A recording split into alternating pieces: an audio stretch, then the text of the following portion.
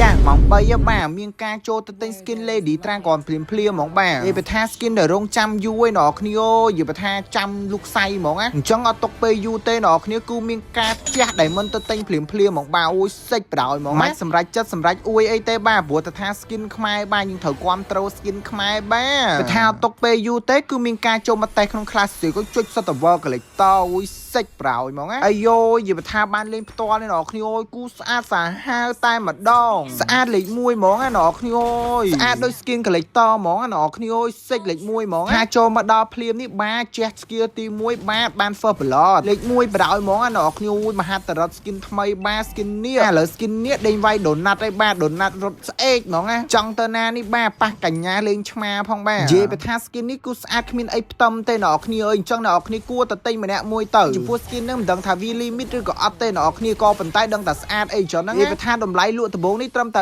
450ទេណោះគ្នាក៏ប៉ុន្តែ alti អីនិយាយថាញាក់សាច់បាទរូបញាក់មានអង្គវត្តអង្គអីទៀតហើយបើសិនជាណោះគ្នាចង់ធ្វើការទិញ skin ហ្នឹងអត់ដឹងតែទិញណាទេណោះគ្នាអាចធ្វើការ top up ពេកនៅ page បង VN Store បានមើលទៅណោះគ្នាអើយខូចហើយគូចង់បានហ្មងអ៊ូមើលណោះគ្នាស្អាតជាង skin collector ទៀតខ្ញុំនិយាយមែនហ្មងណោះគ្នាអើយ the best សាហាវតែម្ដងតែអ្វីដែល the best ណោះគ្នាលេងគឺដាច់អ៊ីនធឺណិតហ្មងបាទសាច់ហ្មងណោះគ្នាមហាតរត skin ថ្មីនេះធ្វើឲ្យអ៊ីនធឺណិតខ្ញុំកាំងបដ ហើយចំពោះវីដេអូហ្នឹងគឺមានតែប៉ុណ្្នឹងហ្មងបាទអរគុណជំរាបលា